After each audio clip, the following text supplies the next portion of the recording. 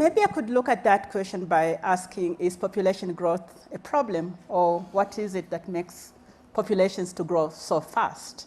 I think you need the second question first before you can answer the first question. If you look at the population growth between, say, just within the last 100 years, even less than 100 years, the population growth is really has increased tremendously, tremendously. And in plain words, what is it that has meant that population growth has increased? One, it is there is a lot of fertility that is not managed because people do not have access to manage the fertility. Today, in the population world, we say there are over 200 million, 215 million women who would want to be able to use a form of contraceptive so that they do not get pregnant, but they do not have access to it. But why do they not have access to it?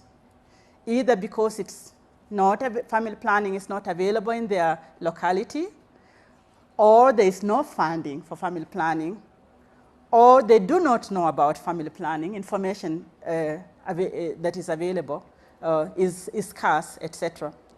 There are other reasons that because we are healthier and we live longer, and there is a large, at this moment we have the largest young people in the world. We have over nearly 2 billion young people that are there in the world. So we have a momentum for as long as these young people continue to reach the reproductive health, the reproductive age and have children, we will continue to grow. We're not going to be able to stop the population growth. We will continue to grow. And when we grow tremendously all at the same time with the young people, if I listen to what you said, the young people are going to say, we need jobs. We need good health. We need our children to go to schools. So the population then becomes a problem because there aren't means to sustain the wants of the population, and the consumption goes higher. And the more the consumption goes higher, then we come to that connection of the environment and population. So what could we do about it?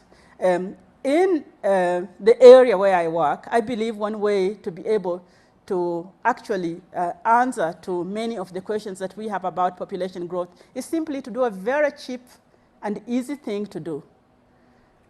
Empower women and then give family planning available in all parts of the world. It's cheap, it's possible to do, and it's safe.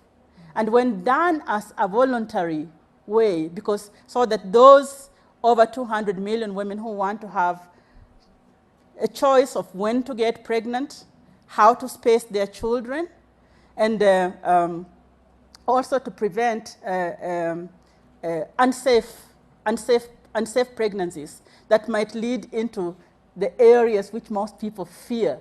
They fear the area of abortion. But you've got to be able to think, what is it that it's a pregnancy? You cannot abort unless you're pregnant. So if people in the first can be able to deal with that, preventing of pregnancy when they don't want for, that will also reduce the need for abortion. So that's one of the areas that we think about. I brought that word in because I know that it's usually the word that makes environmentalists and reproductive health people not talk together, not because they don't know the facts, but because they fear that this word will bring division in the area of the environment. And the last one I want to speak about when you talk about population is the fear of coercion that happened, say, with the one-child policy in China or in India during the time of Indira Gandhi, who feared that the population was growing too fast and therefore brought a policy that was much more coercive, forcing people to go into the family planning.